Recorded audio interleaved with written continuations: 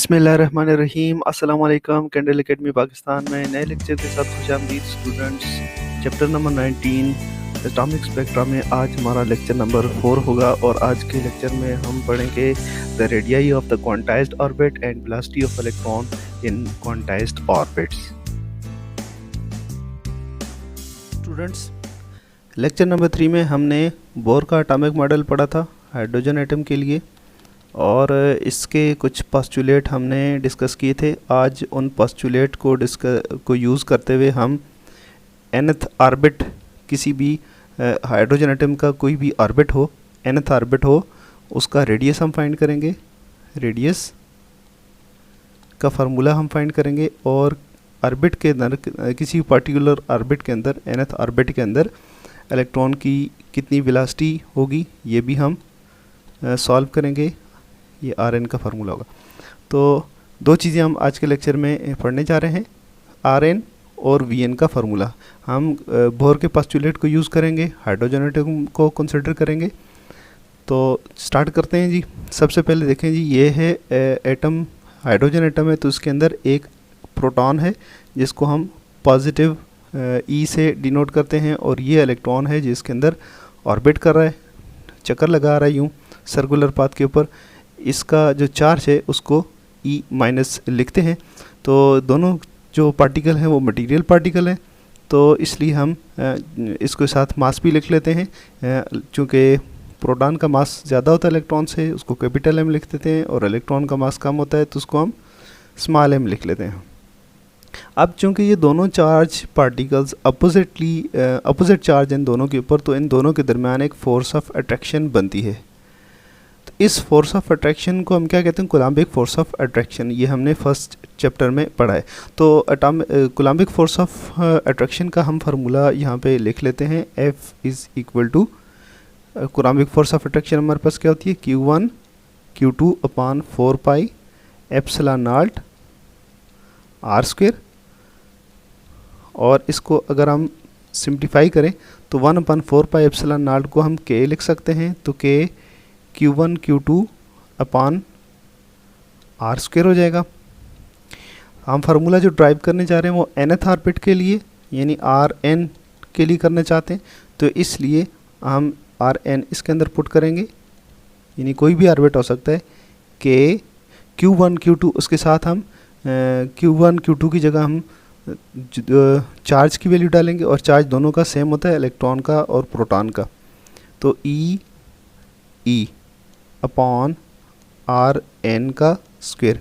अब ये रेडियस भी जनरलाइज हो गया और हमने इसकी चार्ज की वैल्यू भी डाल दी।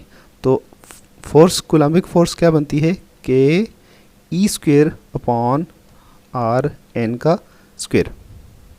अब स्टूडेंट्स, अगर हमारे पास कूलम्बिक फोर्स ऑफ अट्रैक्शन हो किसी भी ऑर्बिट के अंदर, अगर इलेक्ट्रॉन ऑर्बिट कर रहा है, चक्कर लगा रहा है, और उस पर्टिकुलर ऑर्बिट के अंदर इलेक्ट्रॉन और प्रोटॉन के दरमियान जो फोर्स ऑफ अट्रैक्शन है उसका हमें अगर पता हो तो रेडियस हम निकाल सकते हैं। लेकिन ये आसान बात नहीं है, ये काफ़ी डिफ़िकल्ट है, क्योंकि फोर्स का हमें पता नहीं होगा। तो हम इसलिए बोहर के पोस्टुलेट्स को यूज़ करते हुए हम इसको फोर्स को रिप्लेस कर देंगे और देखते हैं हम इसको कांस्टेंट की फॉर्म में लेकर आएंगे। यानी हमने Rn फाइंड करना है, लेकिन हम सारा डेटा कौन सा देंगे? जो कांस्टेंट्स होंगे।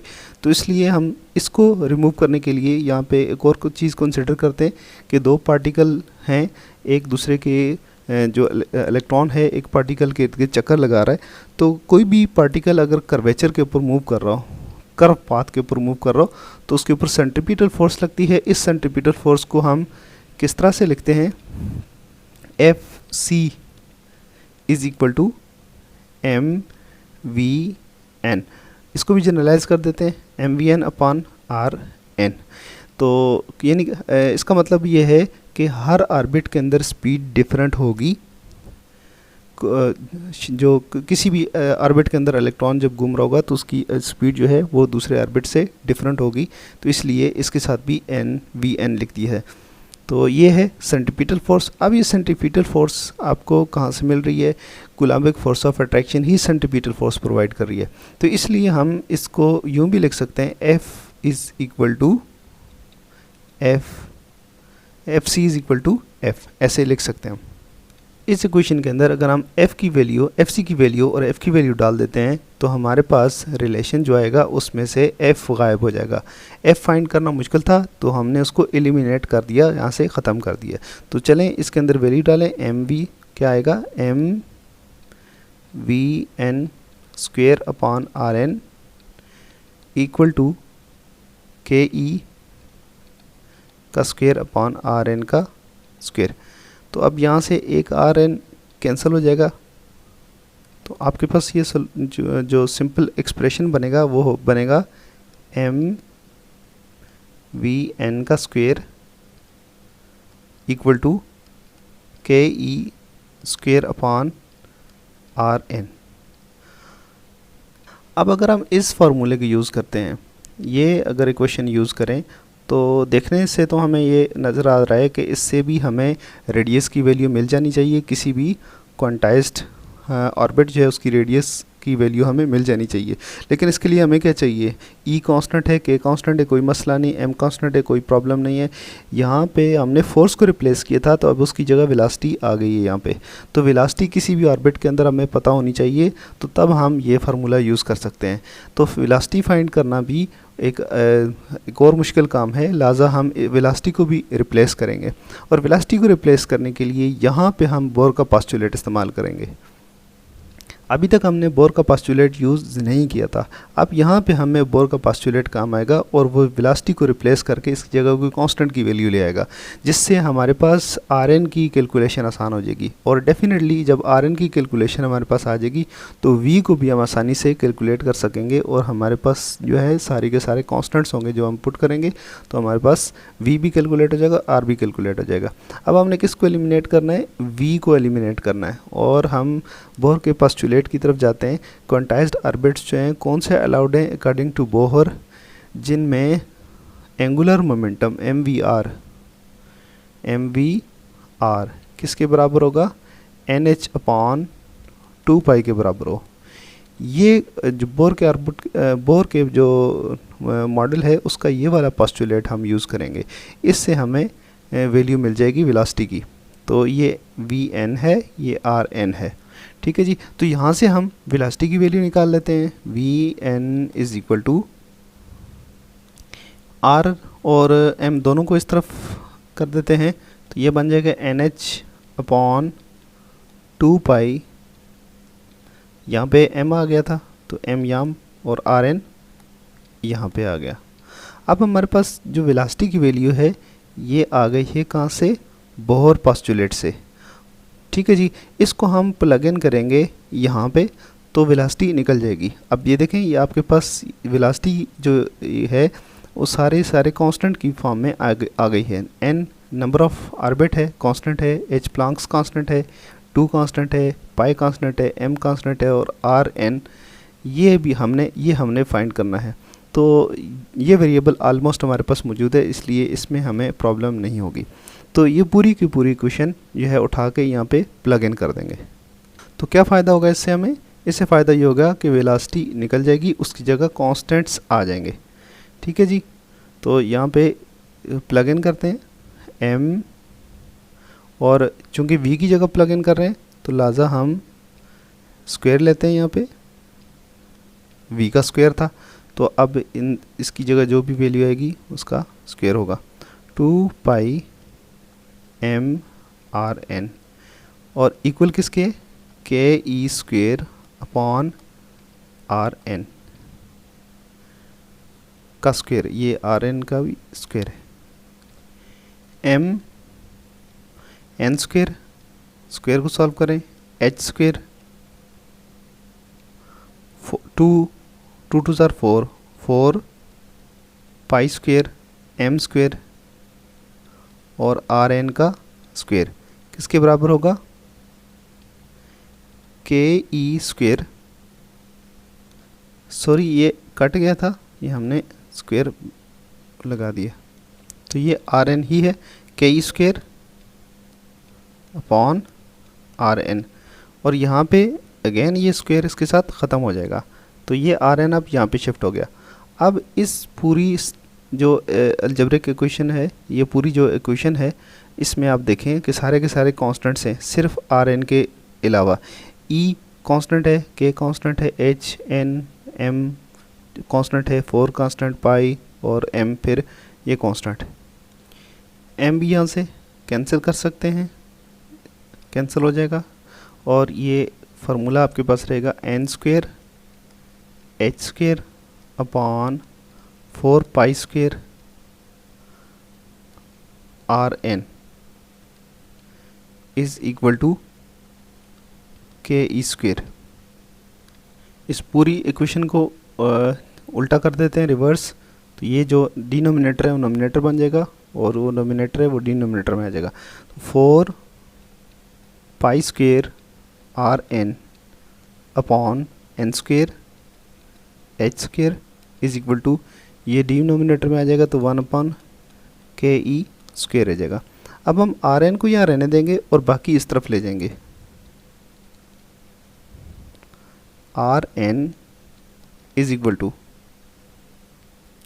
यहाँ पे के ई स्क्वेयर पहले से मौजूद है और जो इधर नीचे लिखे हुए थे ऊपर आ जाएंगे एन स्क्वेयर एच स्क्वेयर और जो ऊपर लिखे हुए थे आर एन के अलावा वो नीचे आ जाएंगे 4 पाई स्क्वेयर। अब आप देखें कि आपके पास रेडियस आ गया है, किसी भी ऑर्बिट का रेडियस आप फाइंड कर सकते हैं। सिर्फ इस फार्मूले के अंदर आपने क्या करना है, उस रेडियस का नंबर डाल देना है। बाकी प्लैंक्स कांस्टेंट है, ये कूलम्बिक फोर्स का कांस्टेंट है के, और ये चार्ज है कांस्टेंट है, 4 कांस्टेंट है और पाई कांस्टेंट है, सारे कांस्टेंट है। सिर्फ आपने नंबर ऑफ ऑर्बिट पुट करना है और आपके पास ऑर्बिट का रेडियस आ जाएगा। तो ये इतना आसान हो गया। तो अब थोड़ा सा इसको और सिंपल कर लेते हैं। R N is equal to, चूँकि हमने सिर्फ एन की वैल्यू डाली है, जो हमें रिक्वायर्ड होगा उसकी वैल्यू डालेंगे, तो हम इसको थोड़ा ब्रैकेट के अंदर लिखते हैं, एच स्क्वेयर अपॉन के ई स्क्वेयर 4 पाई स्क्वेयर। तो इसके अंदर अगर सारी वैल्यूज़ आप प्लग इन करेंगे, प्लैंक्स कांस्टेंट की, कूलम्बिक कांस्टेंट की, ई की, 4 की और पाई स्क्वेयर की वैल्यू अगर आप लिखेंगे तो ये बनता है एच स्क्वेयर अपॉन के ई स्क्वेयर 4 पाई स्क्वेयर। इसको आपने इसके अंदर वैल्यूज़ सारी पुट कर लेनी है, तो ये बनता है 0.053 इंटू 10 टू पावर -9 और ये मीटर्स में आएगा, तो इसको हम नैनोमीटर में लिख सकते हैं 0.053 नैनोमीटर्स। तो इसके अंदर यहाँ पे हम प्लग इन कर सकते हैं R N is equal to N square into 0.053 nanometres. ठीक है जी। अब अगर आपने हाइड्रोजन के किसी भी ऑर्बिट का रेडियस फाइंड करना है तो जस्ट उसके अंदर यहाँ पे n की वैल्यू डालें। n 1 हो सकता है, 2 हो सकता है, 3 हो सकता है, 4 5 6 7 हो सकता है। तो फर्स्ट ऑर्बिट की अगर हम वैल्यू डालते हैं, n इज इक्वल टू 1 होगा फर्स्ट ऑर्बिट, तो इसके लिए क्या बनेगा, r1 इज इक्वल टू 1 का स्क्वेयर 0.053। ठीक है जी, ये हो जाएगा 0.053 नैनोमीटर्स। तो पैरा ऑर्बिट हाइड्रोजन का जो है 0.053 नैनोमीटर्स की लेंथ का है। यहाँ लेंथ मींस रेडियस की लेंथ, r1 जो है रेडियस है, तो उसकी ये वैल्यू है हाइड्रोजन के लिए। डिफरेंट ऑर्बिट्स के लिए आप पुट कर सकते हैं r n 1 2 3 4, बस यहाँ पे पुट करें और सॉल्व करते जाएं, तो आपके पास जिस ऑर्बिट का भी आप रेडियस फाइंड करना चाहते हैं तो वो आपके पास आ जाएगा। अब हम डिफरेंट ऑर्बिट के अंदर इलेक्ट्रॉन की जो स्पीड होगी हाइड्रोजन एटम में वो हम फाइंड करना चाहेंगे। हमने रेडियस जो है ये फाइंड कर लिया, r का वैल्यू हमने फाइंड कर ली। अब हम वेलोसिटी फाइंड करना चाहते हैं कि किसी की nth ऑर्बिट जो है उसके अंदर इलेक्ट्रॉन की वेलोसिटी क्या होगी, यानी हमें नंबर ऑफ़ ऑर्बिट पता हो तो हम उसकी वेलोसिटी सॉल्व कर सकें। ऐसा फार्मूला ड्राइव करने जा रहे हैं हम। तो स्टार्ट करते हैं बोर का एक पोस्टुलेट जो पिछली जो उसमें भी यूज़ किया था, MVR VNRN is equal to NH upon 2 और यहाँ पे वेलोसिटी हम फाइंड करना चाहते हैं तो बाकी चीज़ें सारी इधर आ जाएंगी। ये वेलोसिटी हो जाएगी VN is equal to NH upon 2 पहले से मौजूद है, इधर से मास आएगा और यहाँ से रेडियस RN आएगा। इसको अगर हम एनालाइज करें तो n कांस्टेंट है, ये हमने नंबर देना है किसी भी ऑर्बिट का जिसका हम फाइंड करना चाहते हैं वेलोसिटी इलेक्ट्रॉन की जिसके अंदर। तो ये है प्लांक्स कांस्टेंट, हमें पता है इसकी वैल्यू 2 कांस्टेंट है, पाई कांस्टेंट है, m कांस्टेंट और यहाँ पे RN यानी जिस रेडियस का हम निकालना चाहते हैं वेलोसिटी जिस शेल की, उसका रेडियस भी हमें पता होना चाहिए। तो हम यहाँ पे रेडियस को भी रिप्लेस कर देते हैं कांस्टेंट्स के साथ, क्योंकि हमारे पास रेडियस सॉल्व हो चुका था। RN किसके बराबर था? RN जो बराबर था n² h² 4π² ke² m। अब या तो हम यहाँ पे सारा सॉल्व करें, वैल्यूज़ डालें, क्योंकि अब इसके अंदर सारे कांस्टेंट्स ही हैं, ये हम पहले देख चुके हैं। पहले हम यहाँ पे RN सॉल्व कर लें और फिर यहाँ पे प्लग इन करें, या इसको डायरेक्ट यहाँ पे प्लग इन करके डायरेक्ट जो वेलोसिटी की वैल्यू सॉल्व करें। तो हम डायरेक्ट कर लेते हैं, यानी वेलोसिटी की वैल्यू ही सॉल्व करते हैं। तो हम RN की वैल्यू इसके अंदर प्लग इन करेंगे, 2 m n² h² upon 4π² ke² m।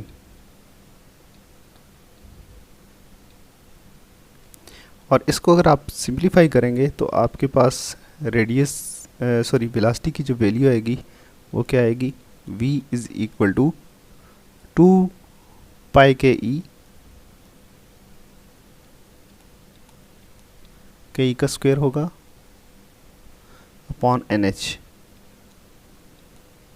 इसको आप सिंप्लीफाई करें तो ये बन जाएगा, ये हमारे पास वेलोसिटी का रिलेशन आ गया। यानी किसी भी ऑर्बिट की वेलोसिटी हम फाइंड करना चाहते हैं तो नंबर ऑफ ऑर्बिट यहाँ पे पुट करेंगे, बाकी कांस्टेंट है, h कांस्टेंट है, ये h है, h कांस्टेंट है, 2 कांस्टेंट, पाई कूलम्बिक कांस्टेंट जो है, और E चार्ज हमें पता है। ये सारे कांस्टेंट्स है, बस आपने नंबर ऑफ शेल डालना है इसके अंदर और आपके पास वेलोसिटी VN आ जाएगी।